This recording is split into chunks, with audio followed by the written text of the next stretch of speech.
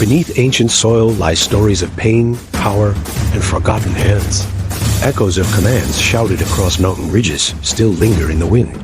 Every stone was a burden, every mile a sacrifice. Today, we uncover the brutal truths buried beneath the Great Wall of China. Welcome. Tonight, we invite you to step quietly into a distant past.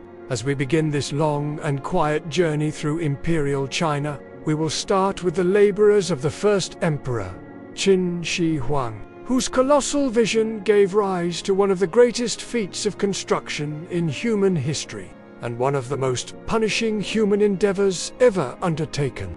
And with unification came fear. Fear of northern raiders, of fractured borders, of rebellion. The solution was massive. A wall stretching for thousands of miles across mountains and deserts, binding the empire's edge like a belt of stone. The days blurred together. Digging, lifting, stacking, tamping earth with wooden poles. Some parts of the wall were made from stone. In the dry seasons, it was dusty and dehydrating. In the cold, wind sliced through thin clothing, and fingers stiffened around tools. It was not uncommon for workers to be lashed for speaking out of turn, or worse, to vanish entirely. Injuries were common. Crushed hands, broken bones, and medical treatment was minimal. A hurt man slowed the work, and slow work was punished. Others from layers of rammed earth, packed tightly into wooden frames and left to harden under the sun. But others, including writings from later dynasties, suggest otherwise. Either way, the memory of it lingered. Generations of Chinese people passed down tales of the wall not just as a symbol of power, but as a monument to forgotten lives. Foot by foot, mile by mile, he issued commands from palaces far away, trusting his engineers and generals to enforce his will. He sought immortality, it is said, and the wall was part of that legacy, a line in the earth that would outlast him. And in many ways, it did. But his workers, the ones whose backs broke under the weight of his vision, found no such legacy, only silence. A world of stone and dust, of quiet ambition and immense suffering. Those who once copied texts or debated philosophy found themselves forced to haul stones beside peasants and prisoners. Their knowledge offered no protection here to the rise of a very different figure. A woman who rose from Kung to become China's only empress. We begin to see how power moved in many forms across Imperial China, from the hands of workers in chains to the soft silks of the Forbidden Palace. But if you listen quietly, in the right moment, you might feel them. In the wind that whistles between the towers, in the stillness of the high hills. Their story is not in the stone, but in the dust, with the men who were taken from their homes, from their fields, from their families, and thrust into a world of stone, sweat, and silence. The wind whips dust across the barren hills. Others fell from cliffs or were crushed under rolling stones. It is said that thousands died in silence, not just over the years, but sometimes in a single season. The dead were buried near the work sites, sometimes even within the wall itself. It became not only a defensive structure, but a massed grave, where long lines of men moved slowly under the weight of stones, tools, and orders barked from officials. These men are not volunteers. They are farmers, scholars, criminals, and conscripts. Many are here as punishment. Others, the steep mountains of Shaanxi and the arid plateaus of Gansu, offered no comfort, only endless terrain to conquer with calloused hands. Water was scarce. Food had to be transported by mule from distant towns, and disease, typhoid, dysentery, fever, spread easily in the tight quarters of camps, simply because they were born into the wrong time, under the wrong emperor. Of dynasties rising behind high walls, while lives fell away beneath them, This is not the history of emperors or victories, but of those who toiled unseen, of those whose names were never etched into stone tablets or painted onto silken scrolls. It is a story carried by the wind along ancient ramparts, whispered from the bones buried beneath the Great Wall of China. It was built by human hands. Imagine yourself lying comfortably now, your breath steady and slow. Let's begin not with the wall itself, but with the people beneath it. Why it sucked to be a wall builder under Qin Shi Huang. Picture the dry air of northern China around 220 BCE.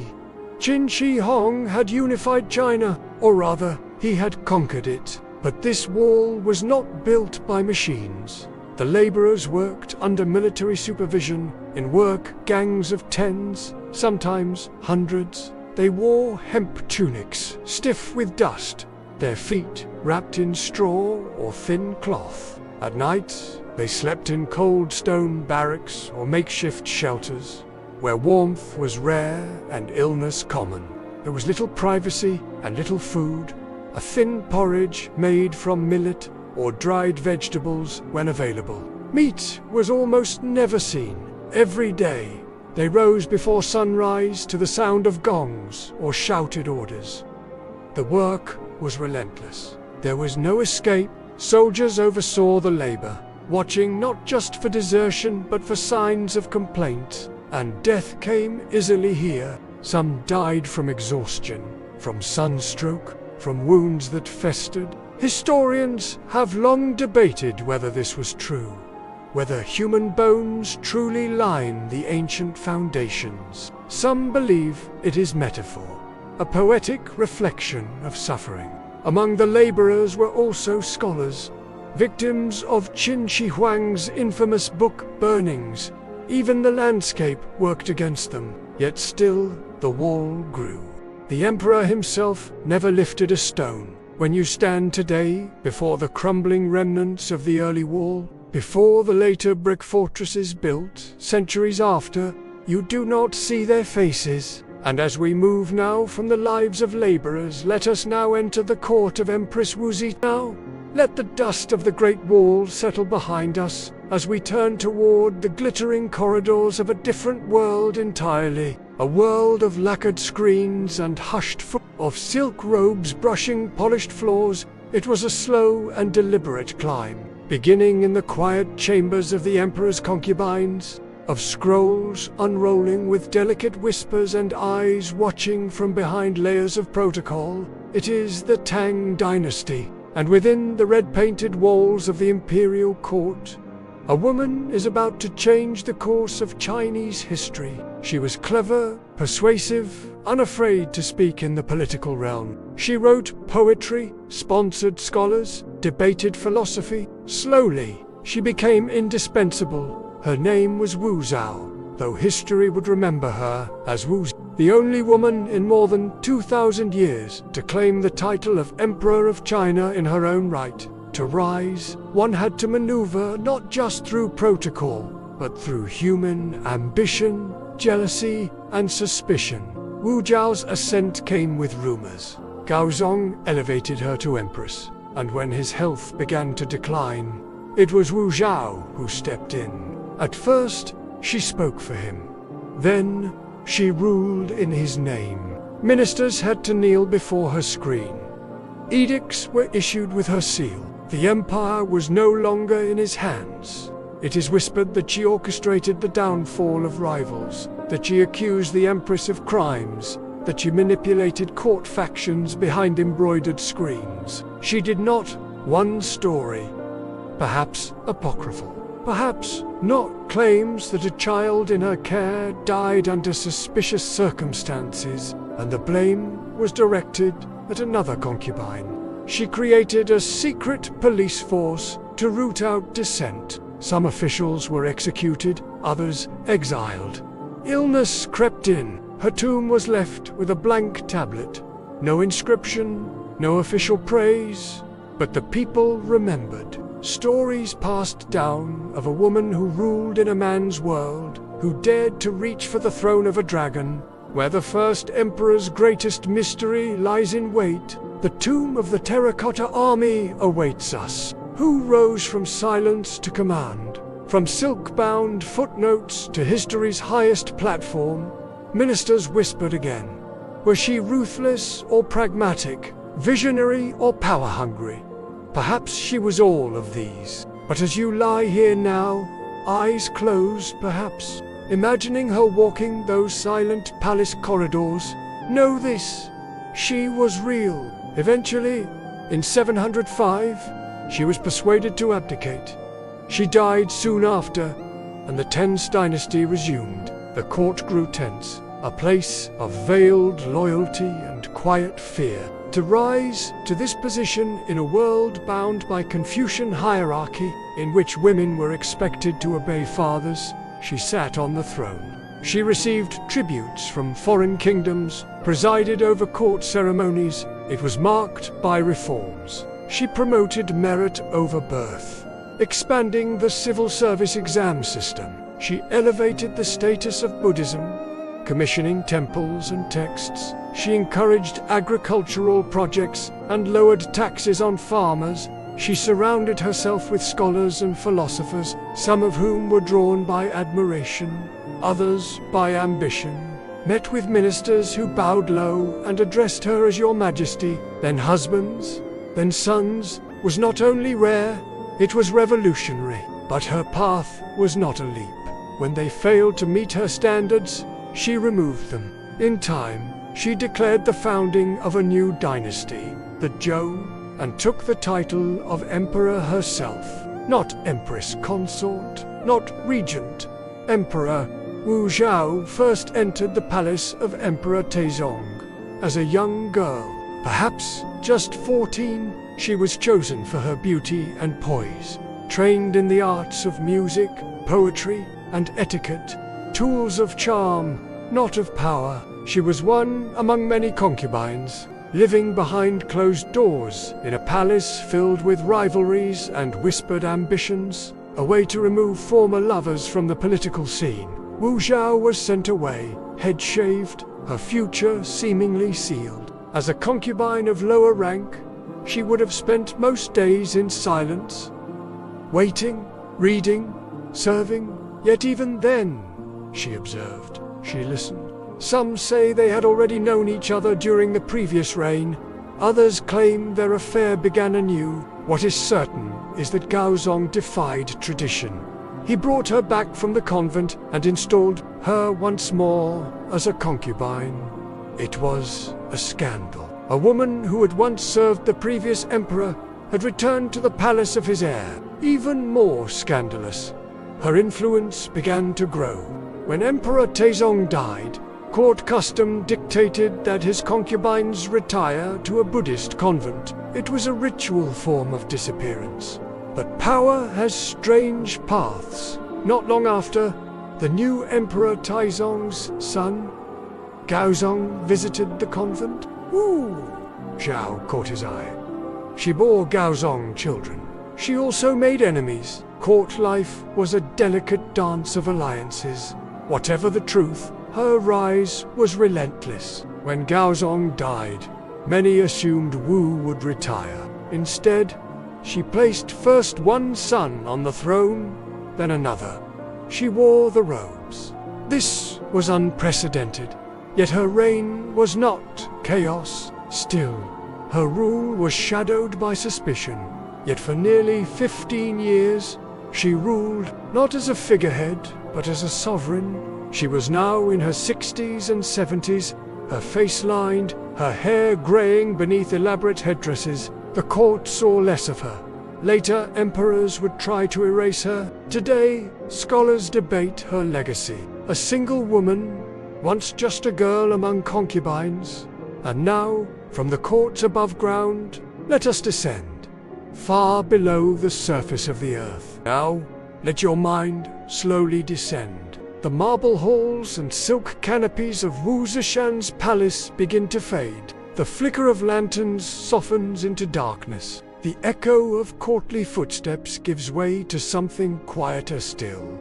The stillness of the earth. Cool, heavy, undisturbed, we are going underground. Beneath the soil of Shanxi province, beneath fields worked by farmers for centuries, lies one of the most extraordinary archaeological discoveries in human history.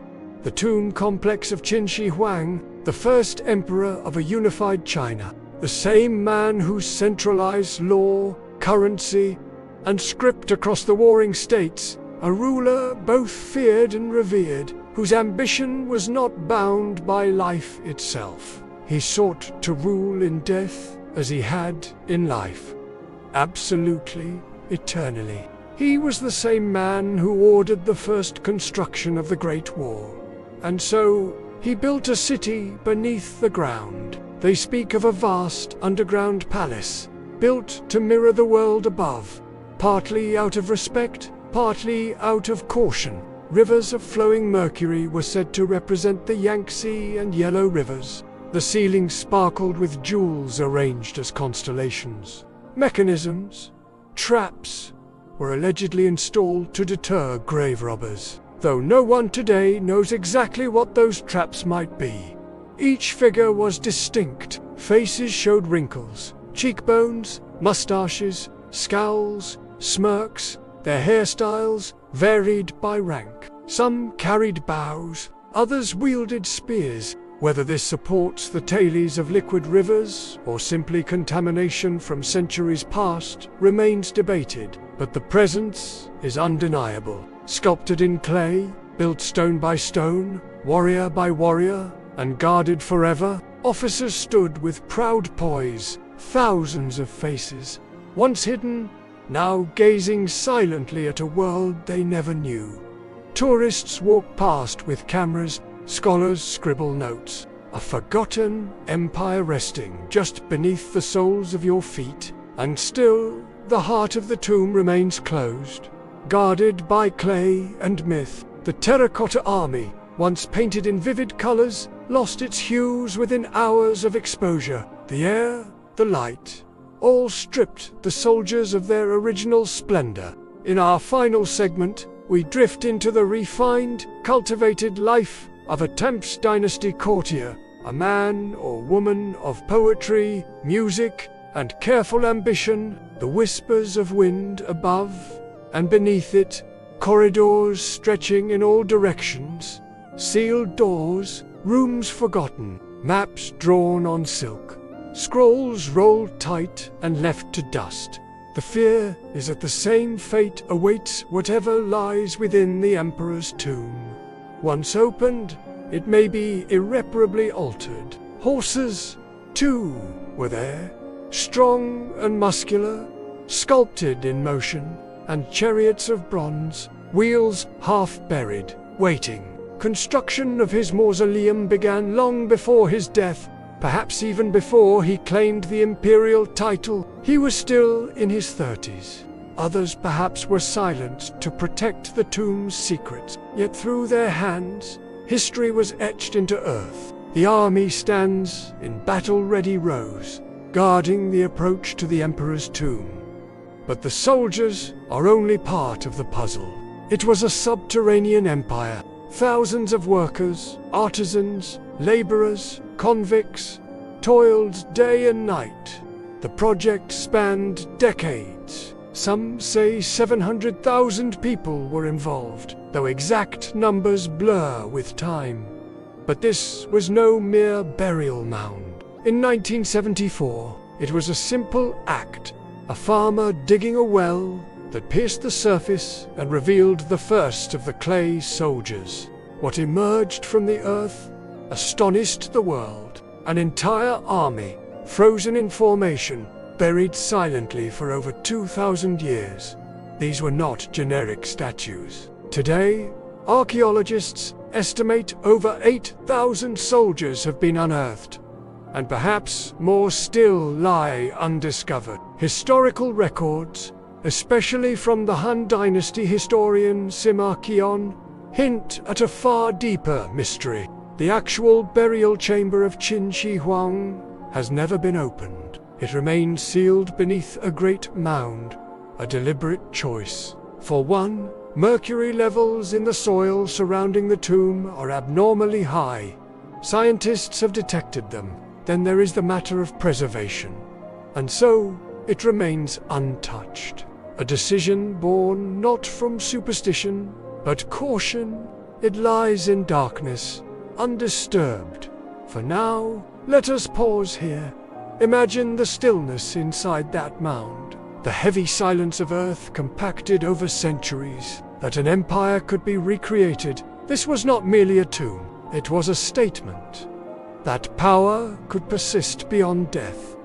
But what of those who built it? Their names are unknown, their fates unrecorded. Some may have perished in collapses. And now, centuries later, that buried army stands in the half-light of a museum. When you close your eyes tonight, picture that underground chamber, vast, quiet, sealed, and now we rise once more.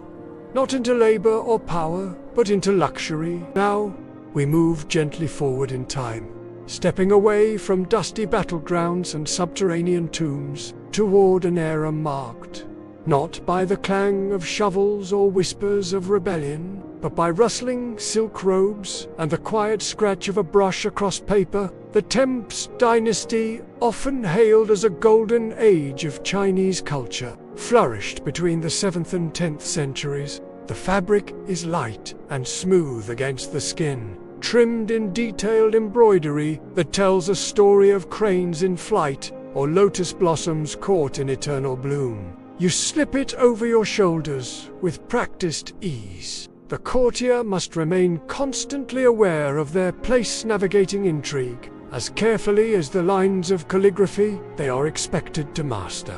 A wrong word in the emperor's presence, a failed alliance, even a poetic line misinterpreted could mean demotion or exile. The court's beauty is mirrored by its sharp edges. Your status marked not by chains or labor, but by thread count and hue. Others might take up brush painting, rendering inquashed landscapes of mist and pine.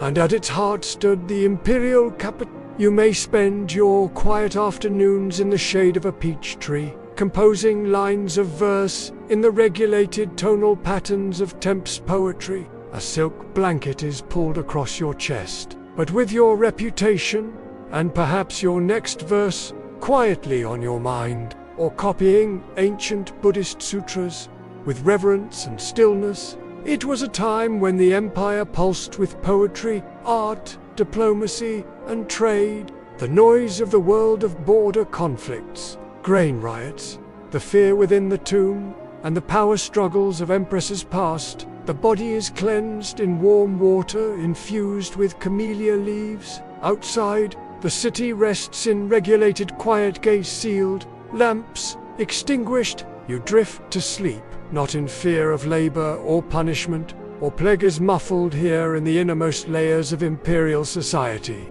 one of the largest and most cosmopolitan cities in the world at the time. It is here we find the Tens, a stark contrast to the toil of the builders. Each morning, you attend court audiences or poetry readings. Perhaps you recite a newly composed verse before the emperor, or listen to a scholar debate the essence of virtue over tea. Your responsibilities may involve drafting imperial edicts, translating messages from foreign envoys, or managing correspondence from governors on the outer frontiers. Imagine yourself in their place. You wake not to the sting of icy wind or the glare of a foreman's whip, but to the scent of freshly ground sandalwood incense wafting through painted wooden shutters. Your residence is nestled within the inner zones of Chang'an, where plum trees bloom in orderly courtyards and soft bamboo screens filter the early sun. Your daily attire is a long flowing robe of fine silk, dyed in warm ochres or cloud-like blues. The courtier's life is not one of physical strain, but of mental precision. Meals are delicate affairs served from bronze platters, seasoned with cinnamon, cloves, or fermented bean paste. The table might be adorned with pickled vegetables, millet porridge, your footsteps echoing in polished stone halls, or glazed pork, accompanied by warmed rice wine sipped slowly from ceramic cups. In the evenings, musicians pluck the peeper's pear-shaped frame, and dancers, trained from childhood, move with stylized grace beneath lantern light. But luxury does not mean freedom from pressure. In tense societies too, many courtiers find solace in art. Your days are structured and serene, your nights dimly lit by oil lamps. Evenings often end in gentle routine.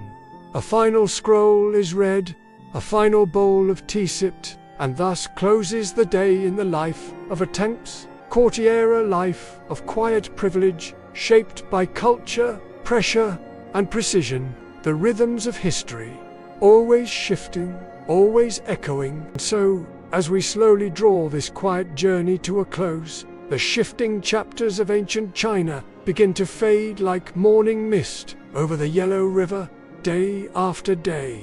Carried stones beneath a punishing sky, with dust in their lungs and nowhere to flee. They built more than walls. They built legacies that would stretch across centuries, lives spent, not remembered by name, but etched into the very bones of the land. A world where ink and etiquette matter as much as iron and command. We began among the ranks of laborers under the iron rule of Qin Shi Huang men who, in a world not built for her, she bent the rules until they broke. Let your mind settle gently, like snow on the ramparts of the past. There is nothing more to do, no more history to carry, only the quiet hum of time, soft and slow, until sleep comes at last, silent, still unopened. Whether pressed beneath it or elevated by it, they moved in tandem with the rhythms of dynasties. And while history remembers the emperors, the tombs, the rebellions, and the poets, it also whispers of the ones who labored unseen, the builders, the servants, the scribes, a cavern of riddles and riches, of mercury rivers and clay sentinels. Time itself stands guard there, sealing off stories we may never fully uncover. Power, when placed in unfamiliar hands, can startle a world, and her rise still echoes as both inspiration and caution. Then came the ascent of Wuzi, shadowed, a figure as shadowed as she is bold. Beneath the earth, the emperor's tomb waits, and then we ended among silks and scrolls, within the cloistered halls of tense courtiers, a life of ease, yet also performance. These lives, though separated by time and station, share a common threadage shaped by the vast machinery of empire. Tonight, perhaps, their stories have kept you company, and now you are free to drift away from the stone walls and candlelit courts, beyond the mountain passes and scroll-lined halls. Good night.